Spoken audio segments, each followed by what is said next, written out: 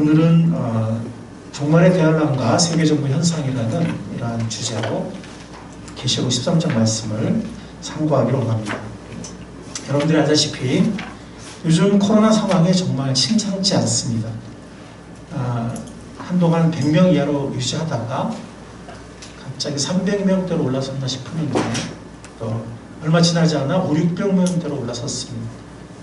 충격적인 거는 이틀 전부터인가요? 950명 선으로 1000명에 육박하는 그런 확진자로 늘어났습니다. 의료 인력이 지쳐가고 있다고 합니다. 병상 확보도 현재 여유분이 거의 없을 정도로 위태롭습니다. 곳곳에 코로나가 퍼지고 있습니다. 집단 감염이 발생하고 있습니다. 이러다가 코로나 통제력을 완전히 놓쳐버리는 게 아닌가 하는 두려움을 느끼게 됩니다.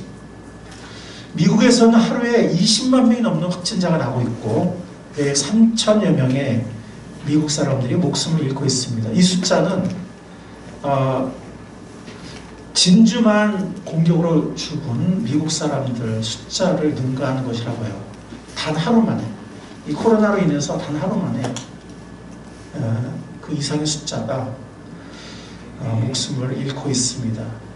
전 세계 최강대국이요 선진국이라는 미국이지만 현재 미국인들은 서로를 믿지 못하고 또 이 코로나의 책임을 서로에게 전가하는데 여념이 없는 그런 모습, 그런 모습이 이제 미국에서 뉴스라든가 다반사가 되어가고 있습니다. 사람들은 해결책이 없다고 절망하는가 하면 코로나에 걸리면 어떡할까 하는 그런 불안과 의심, 두려움, 서로를 향한 의심에 사로잡혀 있습니다. 한국도 지금까지 잘 해오다가 지금 코로나 감염자가 지금 갑자기 늘어나고 있는데 사회 구성원들이 서로에 대한 의심, 불신, 두려움 이런 것들이 점점 커져가고 있는 것을 우리가 느끼고 있습니다. 고립과 단절과 고독이라는 새로운 생존 특성이 팽배해가고 있습니다. 오로지 인터넷 쇼핑과 또 스크린으로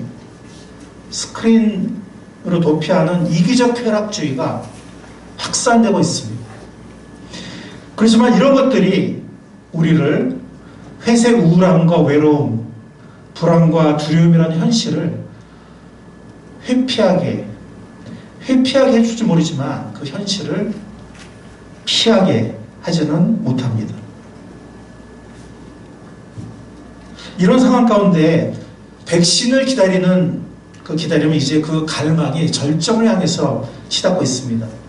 좋은 백신을 하루빨리 확보하는 나라는 안도감을 느끼고 쾌재를 부립니다. 그러나 우리나라는 그동안 방역 모범국이라는 명예를 누렸으나 이제는 확진자가 급증하고 있고 안전한 백신, 우리가 확보한 백신이 안전성이 검증되지 않아서 그 보급이 연기되고 있잖아요.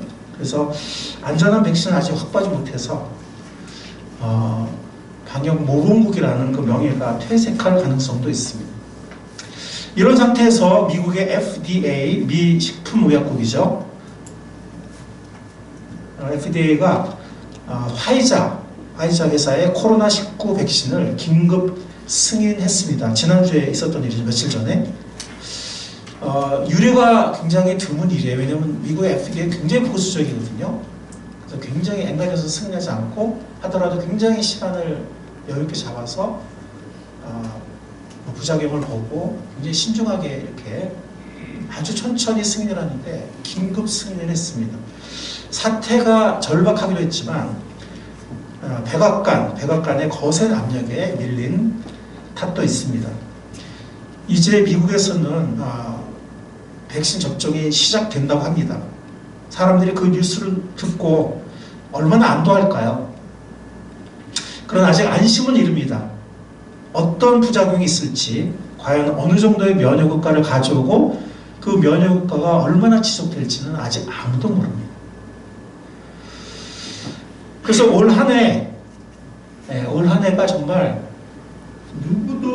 누구도 예상하지 못한 코로나19의 출현 이후 정말 세계는 난리와 난리의 소문을 듣고 있습니다. 우리가 종말에 대한 성경 예언들을 보면 난리와 난리의 소문이라는 표현이 여러 번 나오는데 정말 말 그대로 난리와 난리의 소문을 듣고 있습니다. 사람들은 엄청난 충격과 혹독한 시련에 진저리를 치고 있어요. 제가 이런 걸 보면서 여러분들 계시록에 보면은 그 마지막 대환란 시대에 굉장히 많은 어떤 자연재해들과 질병과 또 사람들의 어떤 그런 엄청난 충격과 또 많은 사람들이 죽는 그런 그 많은 환란들이 계시록에 예언이 되어 있거든요. 우리가 코로나19 요 하나 때문에 온 세계 이렇게 난리인데, 그죠? 성경에 보면 막 사람 3분의 1이 죽는 어떤 그런 재난도 있고, 하여튼 뭐 이 대환란기에 보면 현재 코로나19는 좀 비교할 수 없는 그런 전 세계적 엄청난 그런 역병이라든가 아니면 큰 어떤 자연재해라든가 기상 이변이라든가 혹은 전쟁이라든가 혹은 여러 가지 어떤 그런 환란들이 지진 기근도 말할 것도 없고 있거든요. 그러니까 이 코로나19 하나의 전 세계를 이렇게 난리와 난리를 직면하고 엄청난 충격을 받고 이 존재 자체가 우리가 완전히 바뀌는 사람들이 너무나 힘들어하는 이런 모습을 보면서 마지막 대환란 시대에 정말 얼마나 힘들까, 세상 사람들이 얼마나 힘들어하고 고통과 혼란 속에 빠질까 하는 이제 그런 생각을 하게 됩니다. 자, 그런데 성경은 그 마지막 대환란 시대만이 아니라 지금 현재, 지금 우리가 지금 대환란 시대로 들어간 건 아니잖아요. 물론 환란은 뭐 갑자기 대환란이 들어간 것이 아니라 이렇게 조금씩 환란이 커지면서 대환란으로 들어가게 되는 건 맞지만, 어쨌든 아직 우리가 대환란 시대에 들어간 건 아닌데, 그럼 성경은 지금 현재 우리 이 시대, 이 코로나 시대에 대해서 혹시 예언하고 있는 것은 없을까? 물론 대환란에 대해서는 많은 예언을 하고 있는데 이 시대에 대해서 예언하고 있는 것은 없을까? 특히 이 코로나 사태, 이 상황 속에 있는 이 세계를 향해서 성경 말씀이 이렇게 가르쳐주고 있는 바는 없을까 하는 그런 생각을 우리가 해보게 됩니다. 자, 우리 다시 한번 읽어볼까요? 그때 예수께서 그들에게 말씀하셨다. 민족이 일어나 민족을 치고 나라가 일어나 나라를 칠 것이다. 지진이 역병이 생기고 하늘로부터 무서운 일과 큰 징조가 생길 것이다. 여기 역병이라는 것은 개역개적에는 전염병이라고 번역이 되어 있습니다. 그래서 이 역병이라는 것은 뭐 온역이라고도 하는데, 온역은 무서운 전염병을 말해요. 코로나19 같은 그런 전염병을 말하는 거죠. 그때 예수님께서 말씀해 주신 거예요. 이거는 이제 말세에 대해서 마태복음 24장과 누가복음 21장과 마가복음 13장 공통적인 내용이거든요. 비슷한 내용. 이 종말에 대해서 예수님께서 제자들에게 강론하신 종말에 대한 예수님의 강론입니다. 주님께서는 이 종말이 가까울수록 민족과 민족이 서로를 치고 나라가 일어나 나라를 칠 것이다 라고 말씀하시면서 큰 지진과 곳곳의 기근과 무서운 전염병이 생길 것이다 라고 말씀하셨어요. 이것은 현재의 우리의 모습을 그대로 보여주는 것이라고 말할 수 있습니다. 그러니까 이런 일들이 언제 있게 된다는 그런 뜻일까요? 먼저는 이렇게 생각하시면 돼요. 여러분들 성경에 나오는 그 종말에 대한 예언들을 해석하실 때 그 출산을 생각하시면 돼요. 출산의 진통. 예, 우리 남자들은 뭐 옆에서 그냥 이렇게 보기만 했지만 우리 자매들은 잘 아시겠죠. 이 출산의 진통이 이렇게 한 번에 팍 갑자기 막 죽을 만한 고통이 나서 갑자기 애를 탁 낳는 게 아니잖아요. 그죠? 계속 자은 진통부터 시작이 되잖아요. 그러면서 점점 커지잖아요.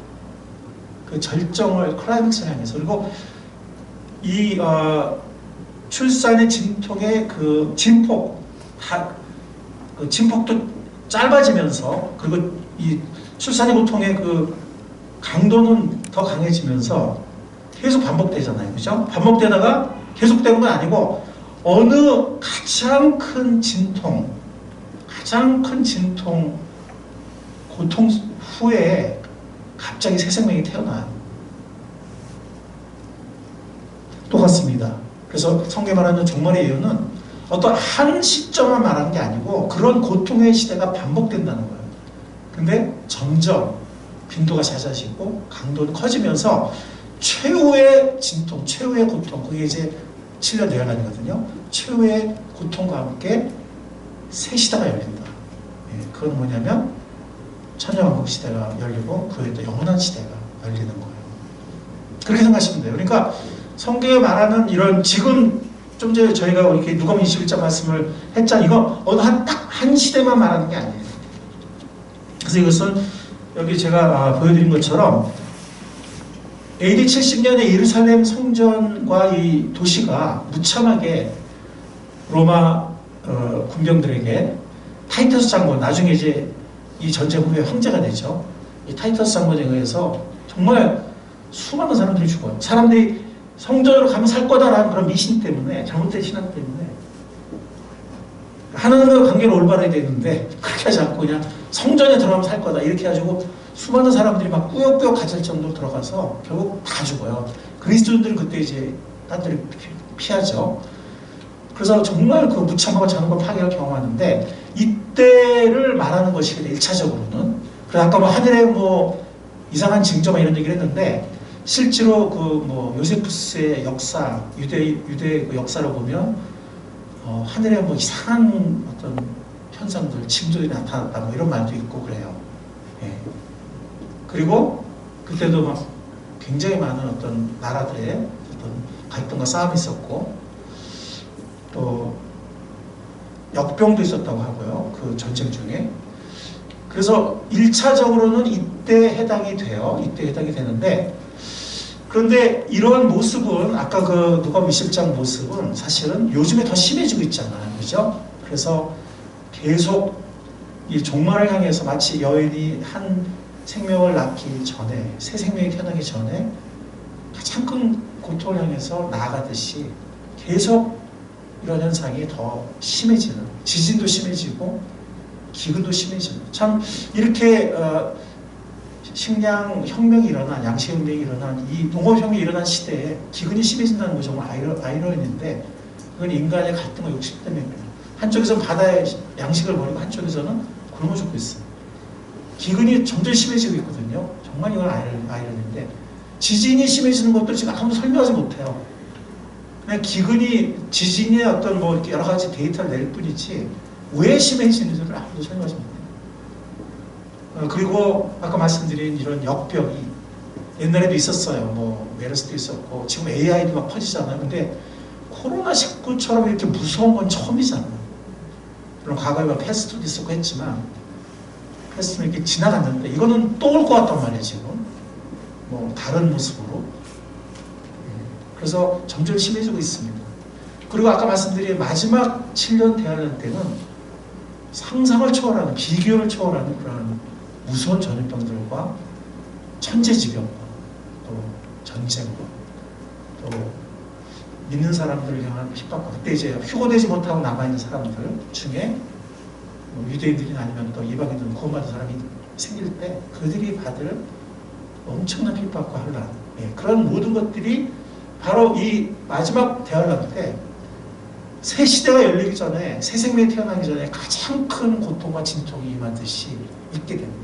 그래서 아까 그 말씀 마태복음 24장, 마가복음 13장 또 우리가 읽었던 누가복음 21장 이런 말씀들은 옛날부터 많은 사람들이 뭐 요때를 말하는 거다 요때를 말하는 거다 막 그랬어요. 근데 그런 것이 아니고 계속 그런 것들이 찾아오고 그리고 결국에 마지막 가장 큰 진통이 있게 된다. 여러분들이 그렇게 해석을 하시면 되겠습니다.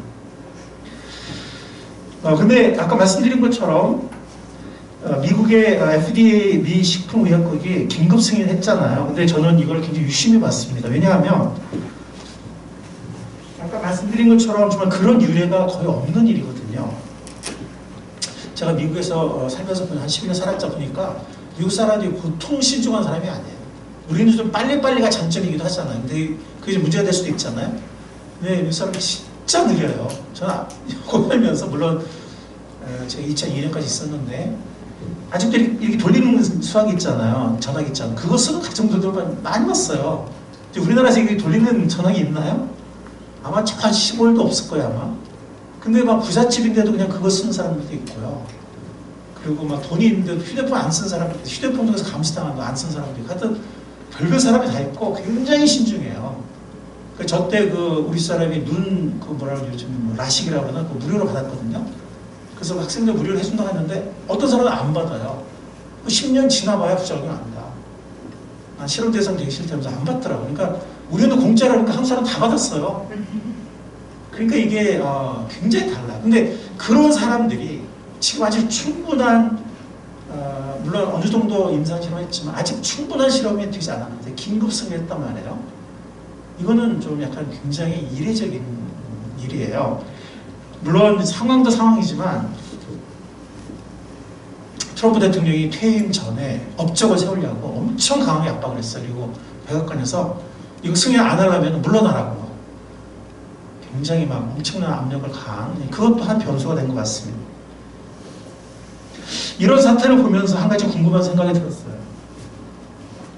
우리 교수님들이 반복해서 얘기한 것이기도 한데 만약에 어떤 나라나 혹은 어떤 권력자가 이 가장 좋은 백신, 백신 여러 개 나오지만 가장 안전하고 가장 효능이 좋은 백신이 있을 거 아니겠어요? 아니면 그런 건 몇 회사, 꼭 한 회사가 아니라 한 두세 회사를 어떤 권력자가 예를 들어서 군대를 동원한다든지 군대까지는 아니더라도 하여튼 그런 회사들을 확보하고 완전히 자신의 수직에 통제한다면 트럼프 같은 사람은 얼마든지 그럴 수 있죠. 지금 물러나기 때문에 못하지만 진짜 무슨 일이라도 할 수 있는 사람이잖아요. 그렇죠? 그러니까 누가 만약에 한다면 가정을 해본다면 어떤 일이 일어날까?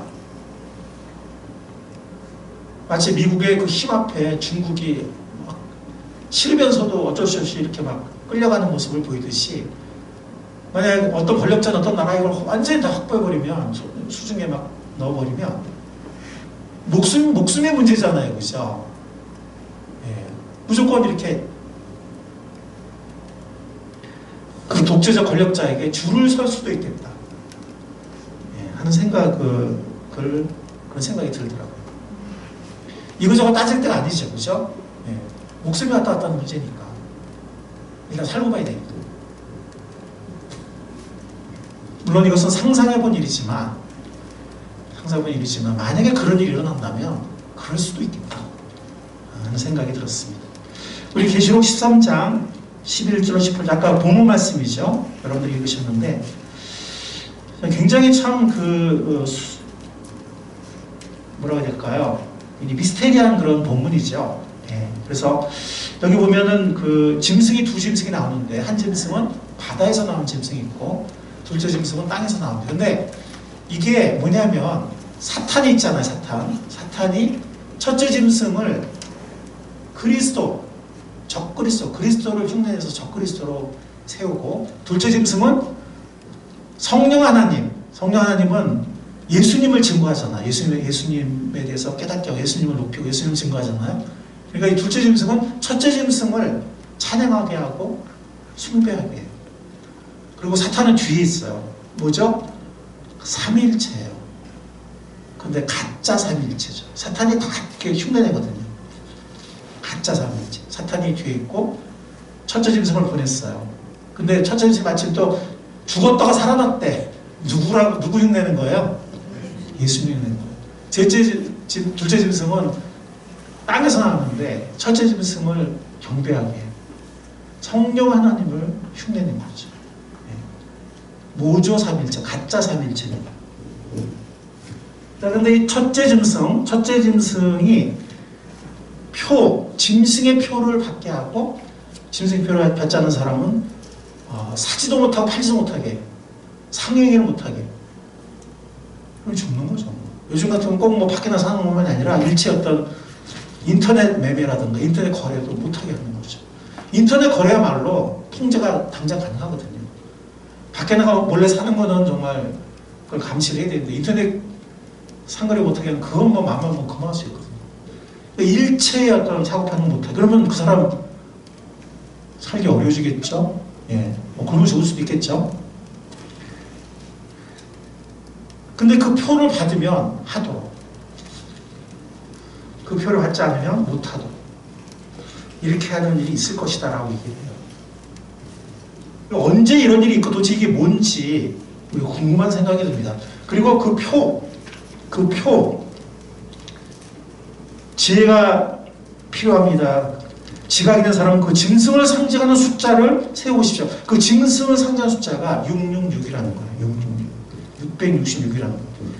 자, 그래서 요한계시록 13장은요, 이 666이 뭔가를 밝히기 위해서 거의 한 수백 가지 어떤 그 의견이 있었을 거예요, 지금까지. 뭐 컴퓨터도 뭐 이렇게 따지면 합치면 666, 컴퓨터가 666이다 막 이러기도 하고 뭐 별게 많았는데, 근데 많은 학자들이 공통적으로 인정하는 건 뭐냐면 그 당시에는 네로가 적그리스도로 생각이 됐어요. 네로. 나중에 중세 때는 교황. 근데 이 네로 시저, 카이사르죠. 시저라는 그 용어와 혹은 짐승, 비스트라는 그 짐승이라는 의미의 헬라어가 있는데, 그 헬라어를 히브리어로 음력을 하면, 음력이라는 건 뭐냐면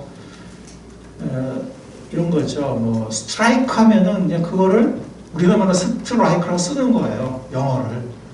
그러니까 히브리 말로 이렇게 그대로 이렇게 써서, 근데 히브리 말은 그 A는 1이고 이런 식으로 해서 이렇게 다 글자당 숫자가 있어요. 그 숫자를 합치면은 이 네로 시저도 666이 나오고 짐승도 666이 나와요. 짐승의 숫자가 돼요. 그리고 하나님이 7은 하나님 숫자잖아요. 그죠? 예. 그런데 7이 아닌 6은 인간의 숫자여서 인간의 불완전함과 인간의 악함을 상징하는 그런 상징성도 있습니다. 그리고 오른손이나 이마에 받는다 그랬어요. 그러면 가장 눈에 띄기 좋은 곳이고, 어디 가서 이렇게 뭐 출입을 할 때라든지 뭐 이렇게 이마를 바로 댄다든지, 요즘에 우리 보면 이렇게 온도 잴 때, 전 요즘 온도 잴 때마다 대단한 생각을 해요. 온도 요즘 안 되면 못 들어가잖아요. 온도를 뭐 직접 재든지 아니면 어디 이렇게 서서 이렇게 해야지 패스할 수 있잖아요. 그죠? 오른손 아니면 이마. 가장 접근이 쉬운. 이 표 없이는 살 수가 없어요. 팔 수도 없고 경제활동이 불가해요. 그리고 이것은 감시와 통제가 가능해요. 감시와 통제가 가능해요.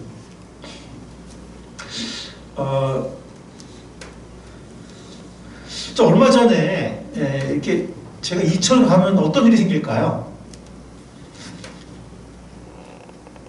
이거 마스크 쓰고 설교하니까 참 불편하네.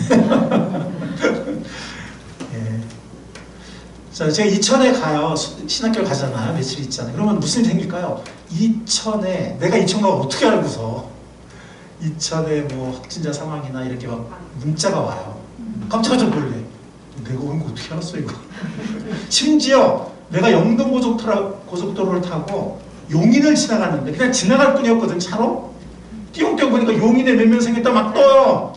아니, 이것들이 내가 이거 용인 지나간 줄 누가 알고서 이거. 아니, 내가 용인에 가서 잔 것도 아니고 그냥 차 타고 지나갔는데, 차도 지나갔는데 용인이 문자가 왜 오냔 말이에요. 내가 다 추적당하고 있는 거잖아요.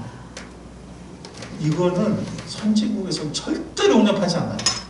용납하지 않으니까 미국이 통제가 안 되는 거예요. 우리나라는 지금 감시와 추적을 허용한 거예요. 나 감시해도 좋아라고 허용한 거예요.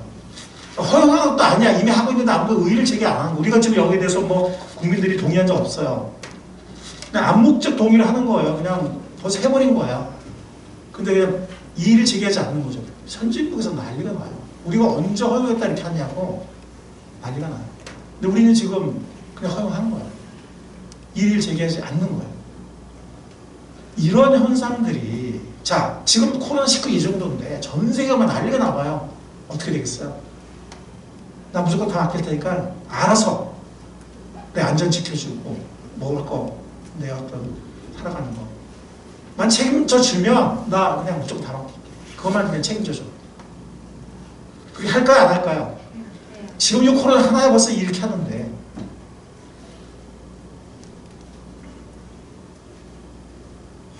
고속도로 톨게이트도 그러죠? 신용카드 쓸 때마다 다 추적되죠? 핸드폰 다 추적이 되죠.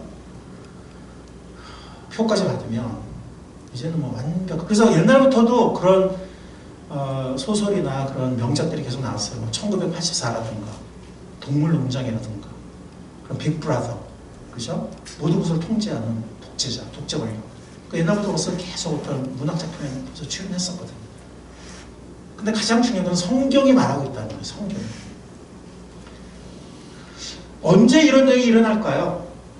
만약에 표를 안 받으면 엄청난 고통과 환란을 겪을 수밖에 없죠. 그죠? 근데 감사한 거는 구원받은 사람들은 우리가 이것을 피하고 휴거되어서 공중의 주님을 만나게 되고 주님과 함께 영원한 복락에 들어가게 돼요. 그리고 나중에 같이 함께 천년왕국에 내려와서 천년왕국에서 함께 주님과 함께 통치하고 그리고 영원한 세계로 들어가게 됩니다. 아멘. 근데 표를 이 땅에 있어서 전도를 받았는데도 믿지 않고, 믿을까 말까도 믿지 않고, 아니면 또 어떤 사람은 안 믿고 막 이러고 있다가 여기 들어가게 되면, 근데 나중에 믿었어. 이런 모든 걸 보고 믿었어. 유대인들이 수많은 유대인들이 들어가게 돼요. 지금 예수님 안 믿고, 거의 안 믿고 있고 1%도 안 믿어요. 0. 몇 프로밖에 안 믿어요. 근데 유대인들은 보통 민족이 아니잖아요. 그들이 언젠가 깨닫게 돼요.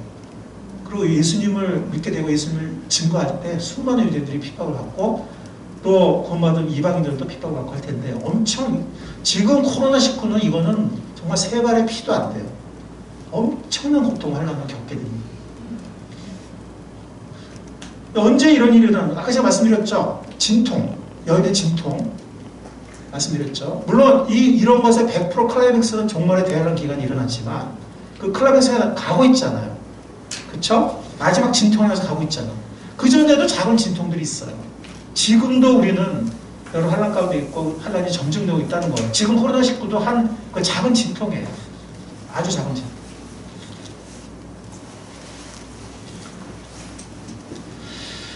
자, 이런 혼란의 시대에는 사람들이 어떤 리더를 선호할까요? 카리스마 있는 리더를 선호해요. 뭐 이거저거 저거저거 여기 끌리고 저기 들리고 저기 들리고 막 결정 못해. 이런, 그건 평화의 시대에는 그런 평화와 정말 그런 안정의 시대에 그런 리더를 선호해요. 왜?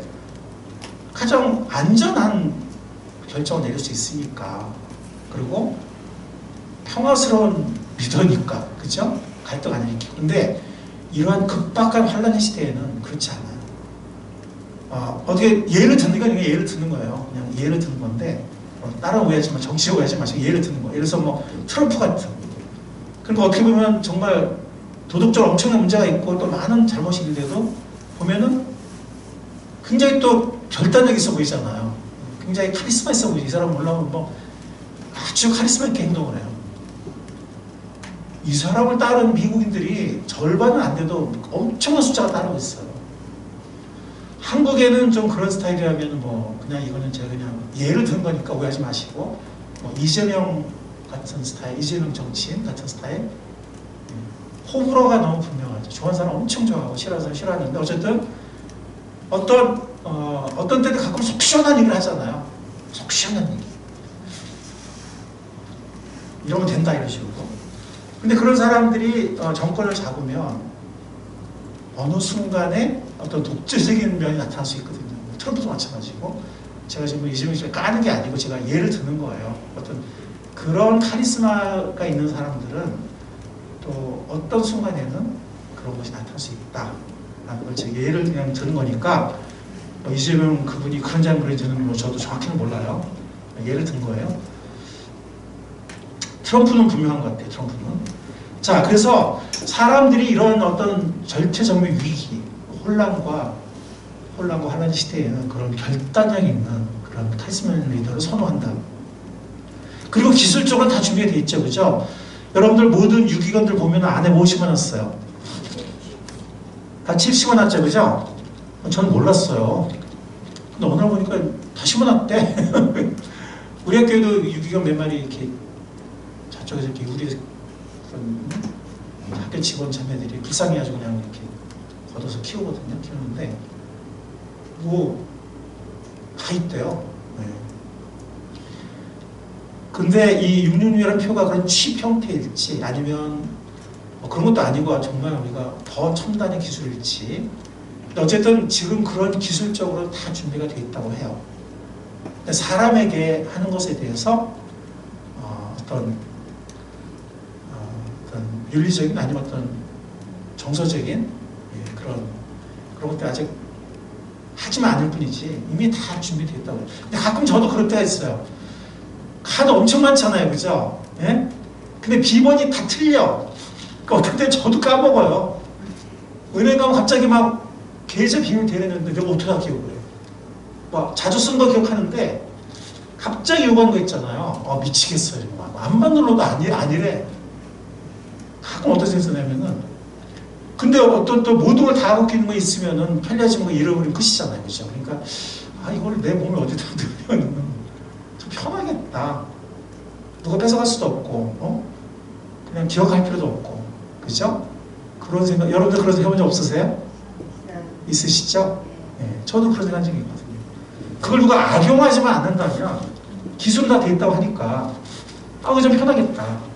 네. 근데 나중에 크리스천들이 다 휴거되고 나면은 지금도 교회를 그 사람이 많은데 그때 아마 그럴 거예요. 분명히 어떤 적그리스도라는 카리스마 리더가 그렇게 지금 트럼프 같은 어떤 때는 말도 안 되는 얘기를 하는데 어떤 때는 또 그렇다 하기도 하잖아.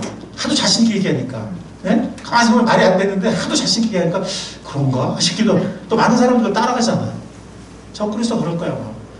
정말 고집불통인 어떤 무리가 있었는데 정말 고집불통이고 지들밖에 모르고 전능한 신이 그 사람들을 샥 다 데려가 그냥 없애버렸다.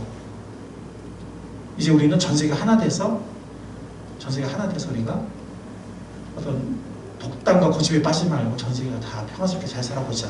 적그리스도 처음엔 평화를 얘기하거든요. 나중에 적그리스도 또 제가 설교하겠지만 제가 이제 새해에는 종말에 대해서 시리즈로 설교를 할 거거든요. 다니엘서라든가 계시록을. 근데 적그리스도가 처음에는 아이러니컬하게도 예수님도 평화의 왕으로 오셨잖아요. 그죠? 흉내를 내거든요. 평화의 왕으로 흉내를 내요. 나중에 마치 독재자들도 처음에는 엄청난 인기를 끌잖아요. 스탈린도 그랬고 히틀러도 그랬거든요. 엄청난 인기를 끌었거든요. 그리고 지식인들도 다 쫓아가요. 지금 생각해보면 그 사람들이 미쳤었나? 어떻게 저런 사람을 다 쫓아갔지? 극소수가 안 그랬고 다 쫓아가요. 지식인들, 교수들 다 쫓아가요. 근데 어느 순간에 마술을 드러내거든요. 적그리스도도 그래요. 처음엔 평화의 왕이것처럼 행동을 하고 중동 평화를 처음에는 성취를 해요. 지금 역사상 중동 평화를 이룬 사람이 아무도 없어요. 중동 문제로 여러 사람이 노벨 평화상을 받았지만 순간적이었어요. 중동 평화는 알잖아요. 아직도 지금 요원해요. 근데 이 적그리스도가 중동 평화를 이룰 거예요. 물론 그게 몇 년 안 가지만. 그러면서 중동 평화를 이루는 사람은 전 세계 리더가 돼요. 중동이 세계 화약고거든, 화약고. 그리고 거기서 문제가 터지면 전 세계가 문제가 돼요. 세계 대전이 일어날 수도 있어요. 근데 중동 평화를 딱 이룬 사람은 정말 평화상이 문제가 아니라 전 세계 리더가 되거든요. 급부상하게 되는데 적그리스도 처음에 그렇게 행동을 해요. 나중에 이제 마술을 드러내죠. 기술적으로도 문제가 없고 다 돼 있고 또 사람들이 이 심리적으로도 이제는 받아들일 준비가 돼 있어요. 코로나19 이 정도인데 이거보다 뭐 1000배 정도 된다고 하면 정말 또 카리스마 리더가 우리를 지켜주고 결정을 내려주고 뭔가를 해결해 준다 하면은 그냥 맡긴다. 이렇게 충분히 될 수 있다는 거죠. 그리고 세계 정보 현상이 일어나요. 지금 코로나 시기잖아요. 네, 전 세계적인 불안과 두려움이 엄습하고 있죠, 그죠? 이거는 한 나라의 문제가 아니에요. 저 나라 터지면 우리나라는 괜찮아? 그렇습니까? 안 그래요. 세계가 다 연결돼 있어요. 저 나라 문제가 되면 우리나라도 문제가 돼. 그죠? 전 세계적인 불안과 두려움도 전 세계적으로 해결을 해야지 우리나라만 해결하면 되고 이런 게 아니에요. 카리스마적인 리더십을 점점 선호하게 되고요. 지금은 전 세계가 한 서너 블록으로 나눠져 있어요. 미국과 동맹국들, 유럽 공동체, 제3세계 블록. 이 제3세계의 리더가 되려고 하는 게 중국인데 아직은 뭐 확고한 아니지만 그러니까 중국까지 친다면 한 서너 개 전 세계 블록이 있는데 이거는 세계 정부로 가는 예비 단계예요. 이래서 어느 순간에 전 세계가 이제 하나가 되어서 결정을 내려야 효과적이고 또 모든 것들이 이렇게 더 효과적인 그런 순간이 오면 언제든 세계 정부가 출현할 수 있어요. 그런 카리스마 리더가 나타나요. 이런 일들은 지금 언제라도 가능한데 지금도 가능하다는 거죠. 내일이라도 이런 일이 일어날 수 있다는 거예요. 그러니까 내일이라도 만약에 뭐 정말 성경에 말하는 그런 엄청난 대화가 시작이 된다면 내일이라도 내년 초라도 가능하다는 거예요. 지금 어떻게 보면 예행 연습을 하고 있는 거예요. 이런 전 세계적인 이렇게 불락을 맺는 현상과 또 코로나19 같은 사상 초유의 이런 일들을 통해서 우리가 어떻게 보면 예행 연습을 하고 있는 거예요.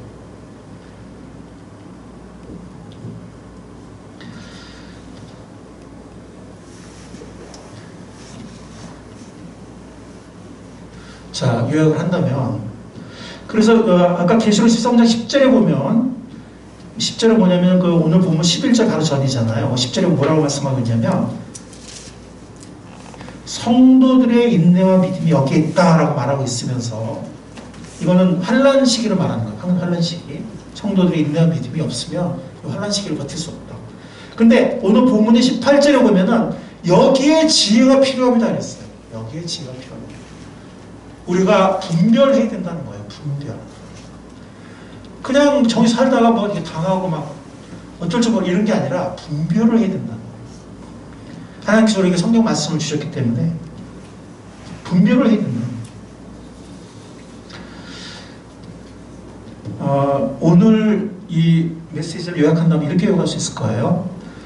요즘의 오늘날의 세상 모습은 계시록 대환란 시대에 뭐라고요? 미니 버전이다.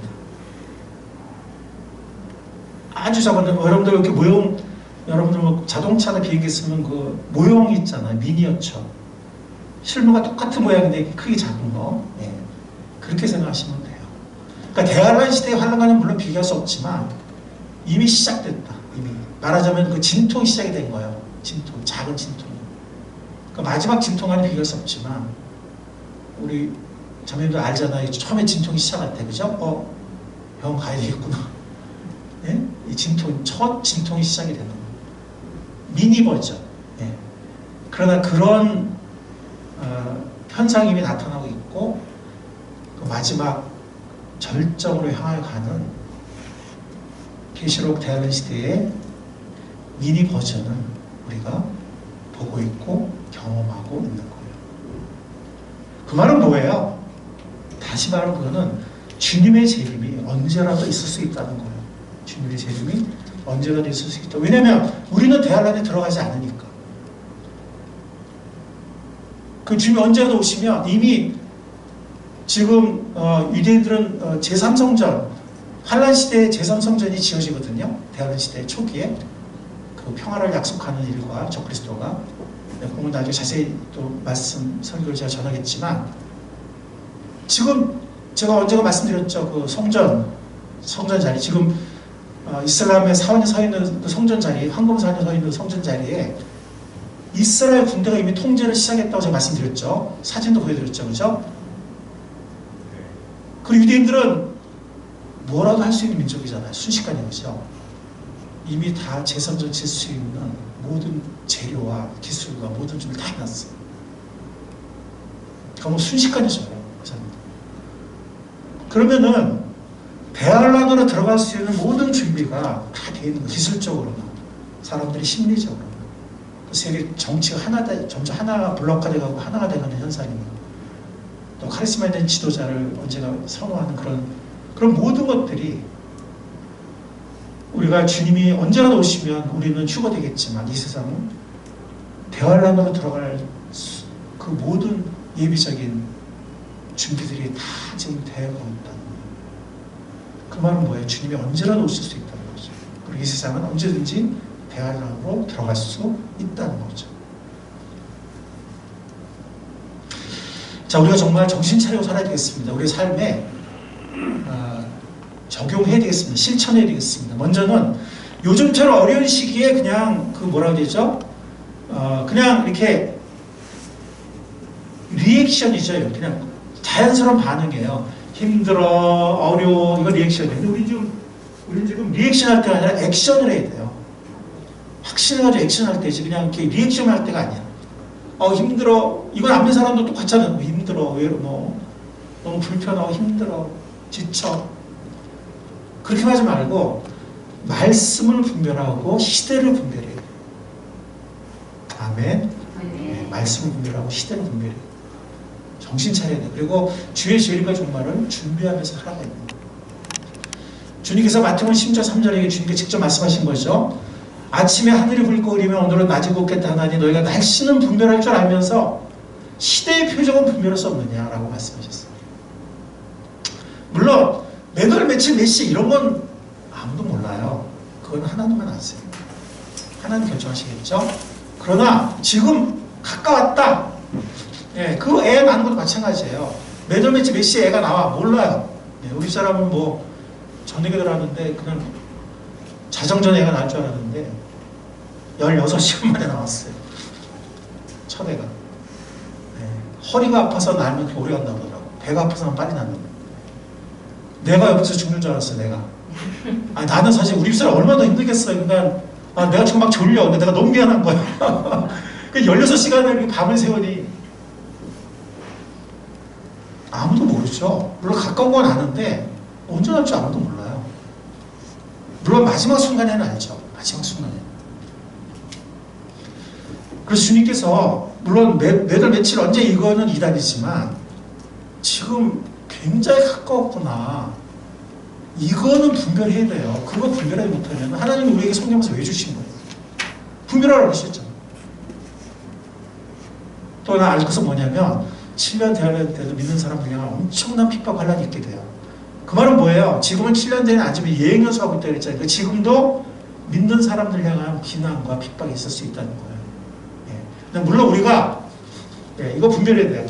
우리가 잘못해서 우리가 어리석어서 우리가 잘못해서 받는 비난은 그거 우리가 감당해야죠. 예. 그렇잖아요. 자기가 잘못해놓고서 뭐 비난받는데 뭐 핍박이다 이럴 수는 없죠. 그렇죠? 예. 그러나 그런 거 말고 과도한 비난, 이유 없는 핍박 이런 거 분명히 있어요.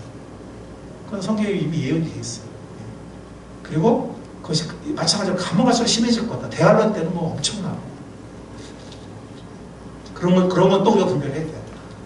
그래서 이거는 우리가 잘못해서 받는 거야. 이거하고 이거는 정말 우리가 잘못한 게 아닌데 이거 우리가 정말 억울하게 받는 거야. 주님의 이름 때문에 받는 거야. 이런 걸 우리가 분별해야 되고 시대의 표적을 분별해야 되고 말씀을 분별해야 돼요. 두 번째 뭐냐면 우리는 구원받은 사람은 대안에 들어가지 않고 하늘로 올려 공주의 주를 만나게 될 거거든요. 예, 그래서 우리가 이런 세상의 난리와 소요 혹은 불안 혹은 서로 간의 의심, 불안, 두려움 이런 것들이 또 재난 이런 것들이 커져갈수록 주님이 가까워 오시는구나. 이제 어쩌면 빨리 주님을 만나게 되겠구나.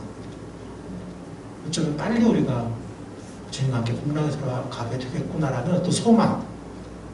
아멘. 그 소망을 품고 살아가는. 그러니까 힘들어 죽겠어 이렇게는 하지 말고 시대를 분별하고 말씀 분별하면서 소망을 품고 살아가는. 이와 같이 너희도 이 모든 일을 보거든 인자가 문 앞에 가까이 온 줄을 알아라라고 마태복음 24장 33절에서 주님께서 말씀하셨어요. 이 모든 일을 보거든 인자가 문 앞에 가까이 온 줄을 알아라 말씀하셨습니다.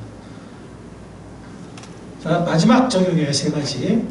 그건 뭐냐면 우리 주위에 내가 살아가는 가족들, 친척들, 친구들, 동료들 하루빨리 구원받도록 기도하며 섬기며 전도해야 합니다. 왜냐하면 그렇지 않으면 그들은 무서운 대화를 들어가게 돼요. 물론 그 전에 죽으면은 지옥에 떨어졌다가 나중에 또 불못의 심판 받겠죠. 영원한 불못 심판 받겠죠. 근데 그 전에 예수님 오신다면 우리들은 휴가되겠지만 우리가 사랑하는 그 사람들, 우리에게 소중한 그런 사람들이 이 무서움, 지금 코로나19는 정말 이거는 세월의 피도 안 되는 엄청난 환란의 시대, 마지막 그 최후의 그 고통과 진통, 그 시대로 물론 하나님께서 몇 년을 정하셨어요. 너무 길면은 아무도 감당할 수 없기 때문에. 그렇지만 그 마지막 7년 대안으로 들어가게 되거든요. 정말 우리가 그들을 사랑한 만큼 그들을 위해 기도하고 그들이 구원받을 수 있도록 해야 합니다. 그래서 정말 긴급한 마음. 뭐 나중에 전도하지 뭐 아예 뭐 때가 안 된 것 같아. 뭐 아예 나중에 이렇게 하다 보면 어느 순간 그 사람이 갑자기 죽어버리든가 저는 그런 경우가 몇 번 있었어요. 네. 제가 처음에 대학교 때 구원받고 그 아래층 주인 아줌마가 있었는데 우리는 위에 그냥 세 살고 그랬었는데 그 사람이 괜찮았어요. 착하고 그리고 저한테 잘해주고 그 제가 교회 다니는 거 그때 제가 막 예수 믿었거든요. 막 기뻐가지고 다 알고 그렇게 믿음에 대해서 이렇게 굳이 이렇게 막 물론 아직 완전히 100% 준비된 건 아니었는데 그렇다고 뭐 이렇게 막 반대하고 그런 게 아니었는데 저랑 관계가 좋았고 그래서 언제 한번 전도해야지 해주니 갑자기 강도로 칼 맞아서 돌아가셨어요. 아무도 우리가 내일 일은 모르잖아요. 그리고 어떤 분은 제가 정말 전해졌는데 병이 심해져서 혼수 상태 들어가 버렸어요. 복음을 전할 수가 없어요. 갑자기 병원 입원했는데 처음에 뭐 큰 거 아니다 했는데 어느 날 갑자기 그냥 인사부처에 혼수 상태로 들어가 버려요. 그러면 갑자기 교통사고 나기도 하고 무슨 사고 나기도 하고 모르잖아요. 그렇죠? 중요한 건 뭐냐면 언제 주님이 오시면 우리가 그날을 모르는데 가까운 것만 알고 있거든요. 가까웠다. 그렇기 때문에 우리가 정말 긴급한 마음을 가지고 기도하면서 전도에 힘을 써야 되겠습니다. 이 세 가지 정리한다면 이렇게 정리할 수 있겠죠? 분별하며 소망을 품고 전도하며 살아갑시다. 이렇게 요약할 수 있겠죠. 다 같이 한번 읽어볼까요? 분별하며 소망을 품고 전도하며 살아갑시다. 왜냐하면 주님께서 말씀하셨어요. 그러므로 깨어있으라. 어느 날에 너희 주가 임하는지 너희가 알지 못함이니라. 주님의 말씀입니다. 네. 우리가 어느 날인지 몰라요. 가깝다는 건 아는데 어쩌면 오늘 밤일 수도 있고 내일일 수도 있고 뭐 내년일 수도 있고 제가 여러분들 걱정하는 게 아니라 진짜 몰라요. 네. 근데 너무 가까이 와 있다는 거죠. 너무 가까이. 모든 것이. 그렇기 때문에 우리가 같은 누가복음 21장에 보면은 사람이 이런 어려운 시대를 겪고 여러 가지 길이 있어요. 먹고 사는 일에 빠진 사람도 있고 한랑 중에서 이렇게 쾌락과 이런 데 도피하는 사람도 있고 정욕과 쾌락과 도피하는 사람도 하는데 그게 사실 진정한 해결책이 아니잖아요. 그렇죠? 술 먹고 잠시 잊어버리는 이런 식이지 그게 진정 해결책이 아니거든요. 근데 주님께서는 우리에게 길을 보여주셨어요. 시대를 분별해라. 소망을 가져라. 그리고 주의 사랑하는 사람들을 힘써 전도해라. 아멘. 아멘. 네, 우리에게 이 어려운 시대에 우리를 구원하실 뿐만이 아니라 영원히 사랑하실 뿐만 아니라 길을 보여주신 주님을 찬양합니다. 아멘. 주님 감사합니다. 올 한 해 코로나를 인하여서 우리가 전혀 경험해보지 못한 새로운 세계를 경험하고 있습니다. 주님, 이런 격변의 시대에 정말 주님의 예언해 주신 그 마지막 대환란이 임박했음을 느끼게 되고 또 말씀을 우리가 분별할 때 주님의 재림이 임박했음을 느끼게 됩니다. 주님, 우리가 세상의 일락과 정욕에 빠져있지 않게 하시고 먹고 사는 이 눈앞의 문제에 매몰되지 않게 하시고 주님, 눈을 들어 주님의 오심을 소망하는 우리가 되게 붙잡아 주옵소서. 아멘. 그리고 말씀을 분별하게 하시고 시대를 분별하게 하시고 주위 사람들에게 빛을 비추며 구원의 길로 손잡아 이끌어주는 우리가 될 수 있도록 주님 함께해 주시옵소서. 아멘. 귀한 말씀 허락하신 주님께 감사하며 예수님께 하신 이름으로 기도했습니다. 아멘.